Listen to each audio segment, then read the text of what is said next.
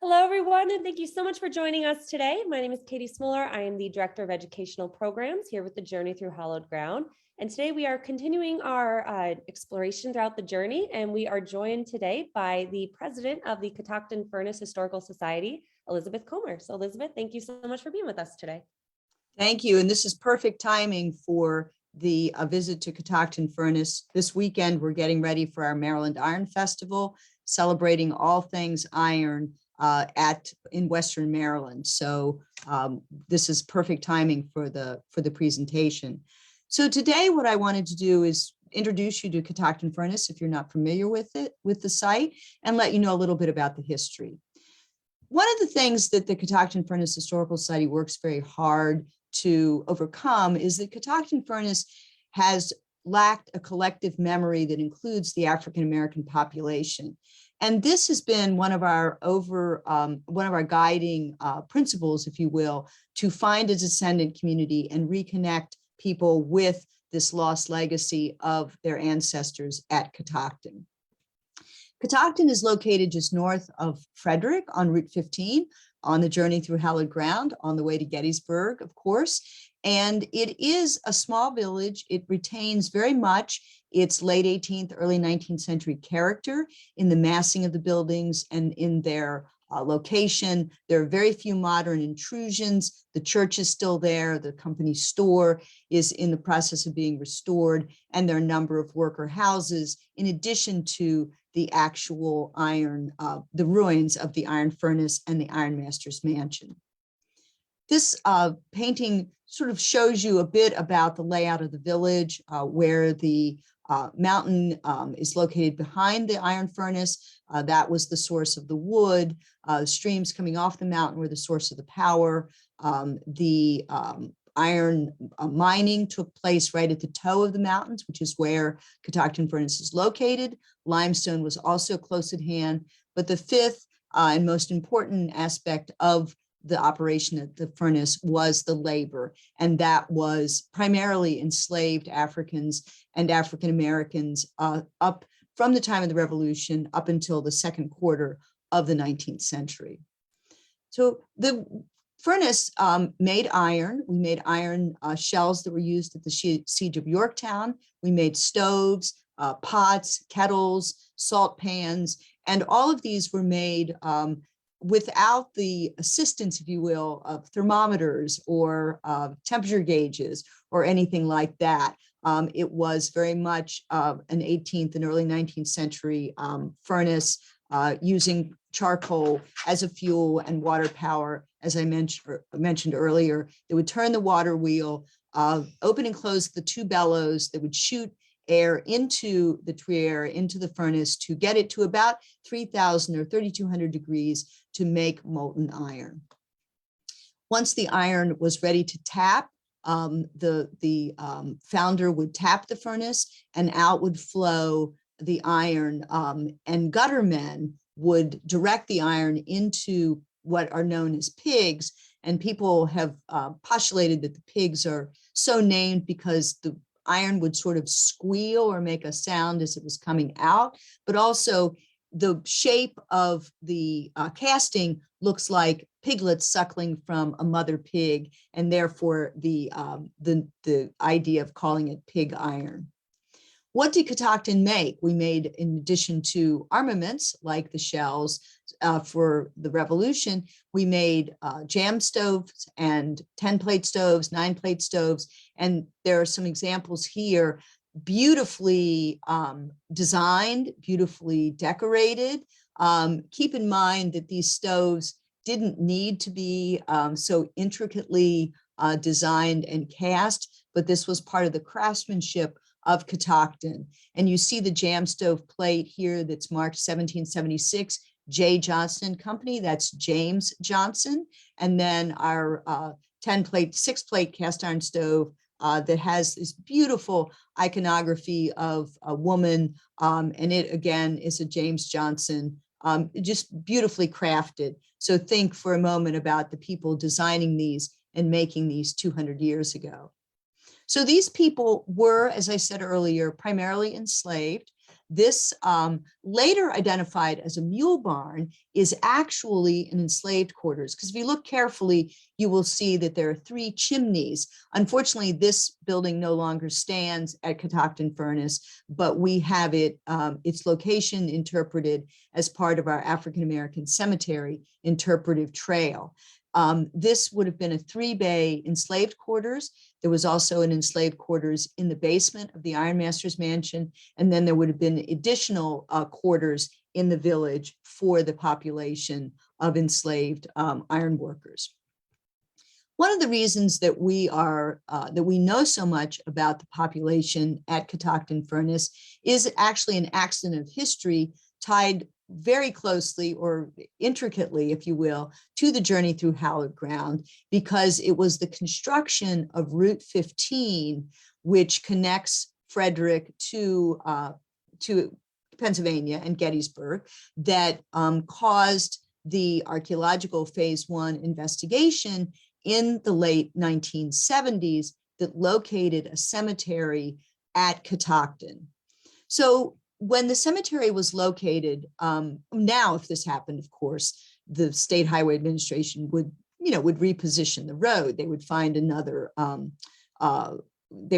footprint for the roadway. But in the 1970s, that was not sort of what happened. Instead, the roadway was going to be built as designed. And what that meant is that it was going to go into the area where a cemetery had been located. So this cemetery in the right-of-way of the northbound lane of Route 15 was excavated in 1979. And the portion that was excavated had 35 graves in it. These graves had 33 individuals. 2 of the graves the remains did not survive. But of the 33 individuals, those were immediately identified by forensic anthropologists as being of African ancestry. And so they were taken to the Smithsonian, where they remain today. They remain there until we find a descendant community for these individuals. And then, of course, that will be the decision of the descendants as to where and these individuals should rest. But the cemetery, as I said, was excavated as part of the roadway construction. And this was part of Section 106 of the Historic Preservation Act of 1966. And it, guarantees or means that any federal action like a roadway construction needs to take into account the effect of that undertaking on cultural resources. And so this phase 1 archaeological excavation that found the cemetery and then the phase 3 data recovery are part of that Section 106 work from the Historic Preservation Act of 1966. The graves had very few items within them, other than, of course, the skeletal remains of the individuals who were buried there. Only the men had buttons, and I'm showing you a few of the buttons here on screen. Some were jacket buttons, some were pants. The women didn't have any buttons because their clothing would have been kept closed with tapes instead of buttons. But you can see that some of these buttons are metal, some are bone, and they're of various shapes and sizes. Other than these items and some flower petals and blooms above one of the graves, one of the individuals, there were no other grave goods in the cemetery. The 35 individuals, or the 33 that were able to be identified as to age in the cemetery, have a very interesting demographic, and that is that you would expect small children, very young children, and very old people to be in the cemetery at a higher rate of incidence. But what you don't expect is the teenagers who are in their prime of life, would be so highly represented in the cemetery. And in fact, we have 20% of the individuals in the cemetery are teenagers. What that says to us, or what it indicates to us, is that, hard work, lack of,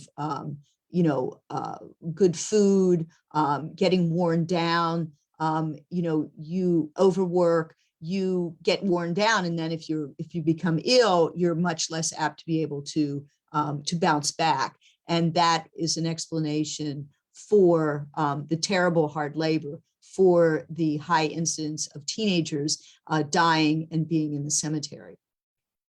So we also have looked at the crania of these individuals to try to link them back to specific areas in Africa, with some success initially, although we are hoping that our DNA research will be much more accurate, if you will, in locations. This is very important because we really want to be able to research the knowledge transfer of iron making technology from Africa to the young United States through the forced, through slavery.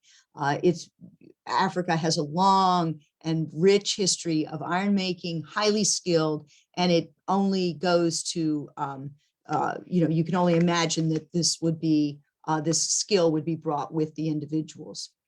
Our DNA research has also allowed us to identify 5 families within the cemetery, and these are men and women, mothers, children, brothers, and sisters, and they are definitely families.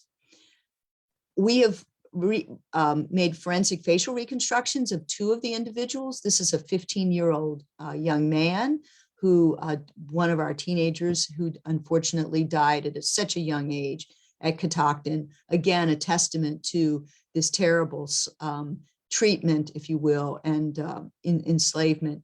And then a 35-year-old mother who probably died in childbirth, and her infant is buried above her. The village of Catoctin Furnace has a lot for you to see when you visit, in addition to the Museum of the Ironworker, where the forensic facial reconstructions are. Here is the Collier Log House with a kitchen garden behind it. We have a movie coming out by Smithsonian Channel later this year called Enslaved by Iron. And then we also have the Museum of the Ironworker open every weekend, and this summer open during the week. This weekend, May 21 and 22, is our Maryland Iron Festival, celebrating everything of iron that you can experience. Spirits of the Furnace is a guided tour through the village at night in the fall with our Living History program. And then our traditional village Christmas is just as it sounds, because we have a later German influence in the village, and this village Christmas really looks at the tradition of Belschnickel and that German influence that came after the enslaved Africans were no longer at Catoctin. So that's a brief overview of Catoctin Furnace. I would encourage you to visit us, and I will be happy to try to answer any questions. Oh, Elizabeth, that was so great. We've got a bunch of questions. So we're gonna bring on now Ben Kellerhaus. He's our intern here with Journey Through Hallowed Ground, and Ben's gonna read some of the audience questions for us. Yes, hi there, Ms. Comer. That was a great presentation. I didn't know you guys had so many cool things going on. Thank you. We try. So let's jump in with some questions. First, how did the Historical Society get started, and how has the mission changed over the years? Oh, that's a great question. So we are about to celebrate 50 years. The Catoctin Furnace Historical Society began as an activist organization, and that was because the aforementioned roadway, Route 15, part of the Journey Through Hallowed Ground, was originally going to be constructed through the village and through the furnace ruin. So that would have been a very huge impact and really, destroyed the village. So a group of local residents got together and began to take advantage of the Historic Preservation Act of 1966 to make it clear that, there was a reason to look at the cultural resources that would be affected by the construction of the roadway. And that activist agenda of the Historical Society 50 years ago, 49 and a half years ago now, coincided with the ramp up to our American bicentennial. So at that point, there was a lot of focus on the Revolutionary era. In Frederick County, Maryland, where we're located, there were two iconic Revolutionary era sites. One is the Hessian Barracks, which is on the campus of the Maryland School for the Deaf in downtown Frederick. And the second was Catoctin Furnace, because Catoctin made armaments, including shells, 10-inch mortars that were used at the siege of Yorktown. So that Revolutionary War relationship, if you will, of Catoctin was something that was very much being looked at and being heralded in the run up to the bicentennial. So that was the impetus for the beginning of the Catoctin Furnace Historical Society. They were able to purchase the Collier Log House I showed a slide of, where the kitchen garden is located, and keep the organization going. We're now, as I said, about to celebrate our 50th year, and we're still an activist organization. So that actually has not changed. What has changed is that during the bicentennial, and at the time of the foundation of the Catoctin Furnace Historical Society in the 1970s, there was a perception that the history of the village and the history of the furnace had been European. And this was really because many of the houses in the village are still owned by the descendants of the European immigrants who came to Catoctin Furnace and replaced the enslaved Africans and free African Americans prior to the Civil War. So those families worked and lived in Catoctin Furnace. And then in the early 20th century, when they were able to purchase the structures for the first time in the 1920s, after the furnace shut down for the final time, they stayed. And so this perception was that it had always been an unchanging European American foundation, legacy industrial site. What we now know is that that's not the story. The story is, of course, much more complex and much more nuanced, and that the initial workers, the owners were European American, but the workers were enslaved Africans and a few free African Americans, colliers and other skilled iron workers. So that is how we started, where we are today, and how we've changed, which is partly that we have, but we're still activists, but our message has definitely evolved. Certainly, and that's a very interesting story of change over time. We see, as a follow-up, there's some related questions. We see with other sites through the Journey Through Hollowed Ground heritage area, this hesitancy, but also this controversy over tackling the kind of issues that you just touched on, and being an activist-minded site. Have you received any pushback?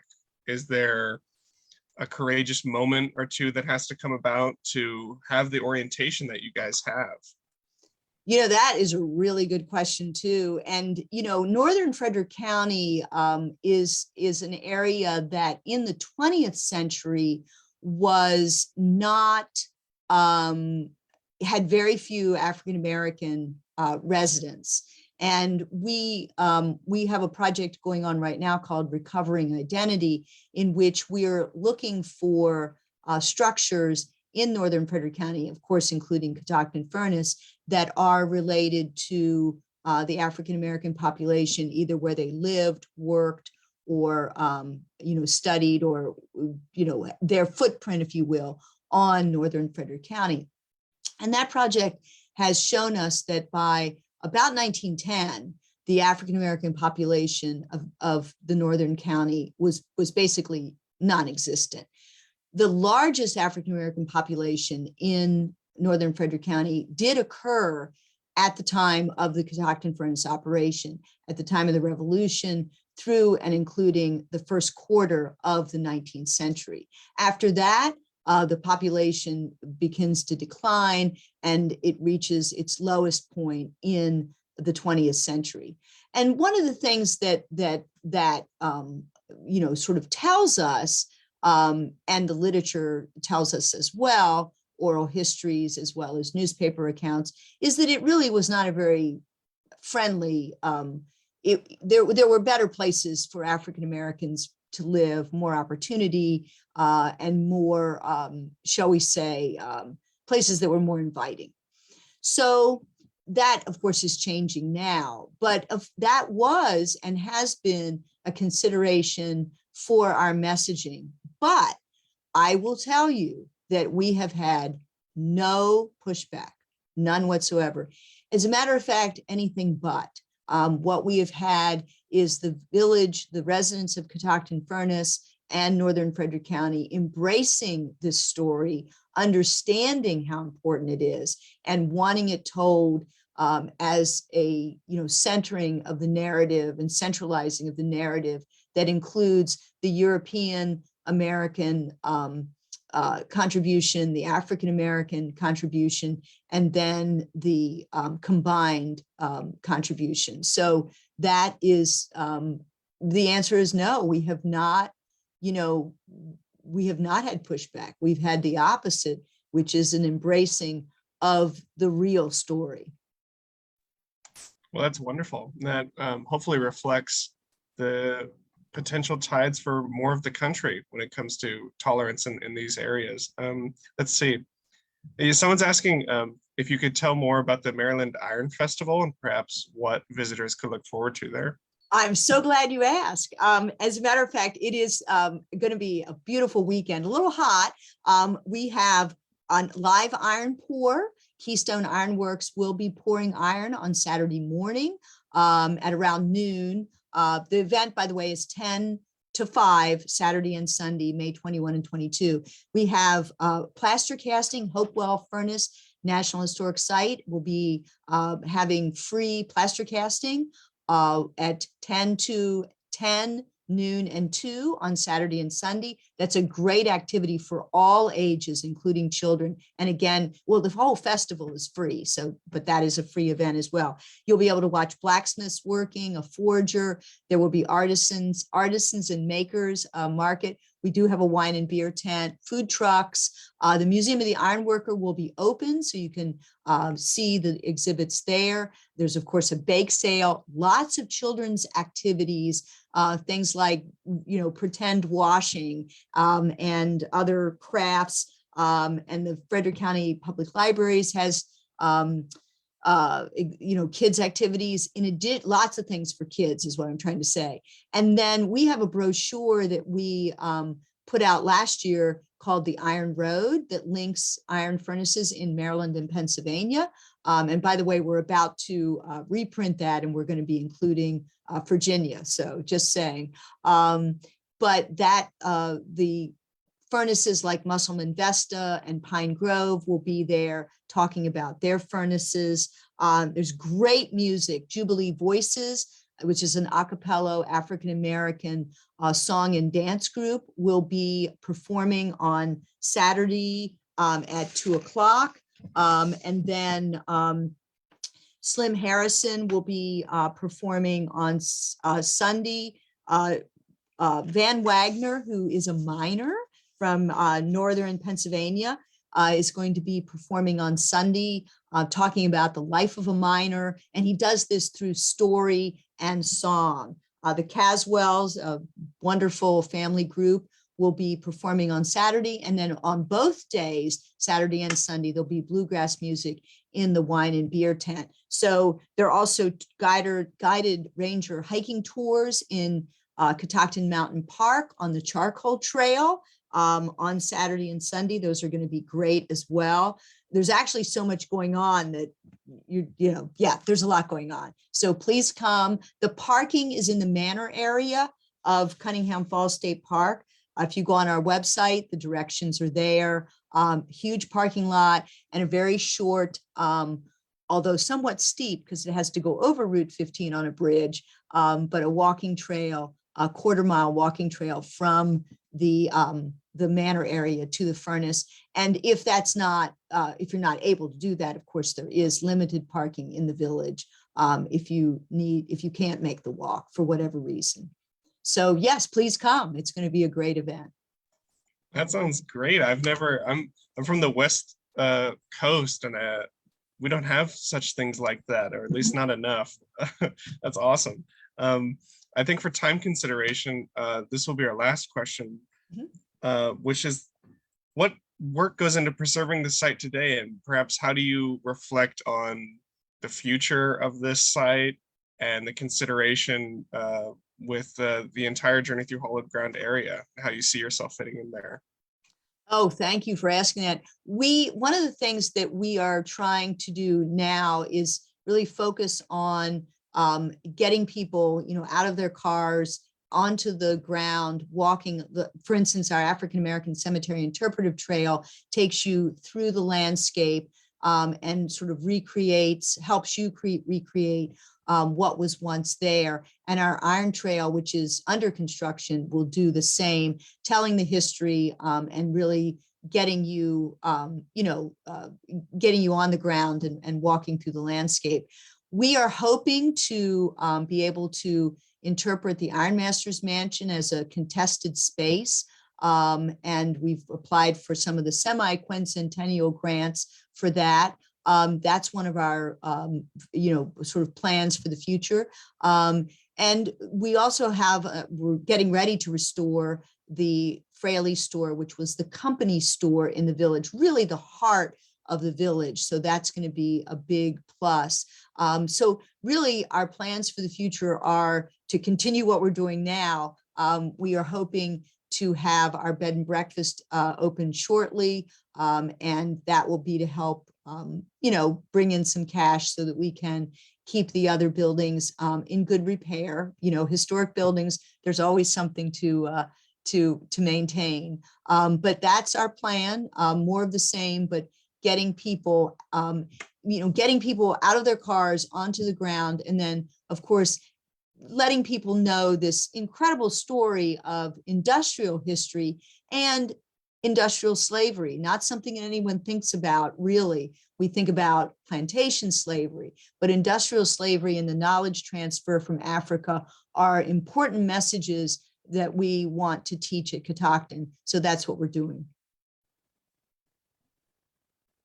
That sounds great. And we're just blown away by the work you all are doing there. And thank you so much for joining us today and sharing that with everyone. We really appreciate your time. Well, thank you for inviting us. We really appreciate it. Of course.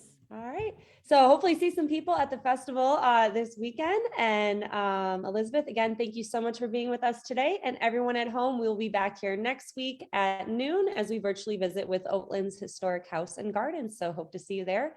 And everyone have a wonderful rest of your day. Bye-bye. Thank you.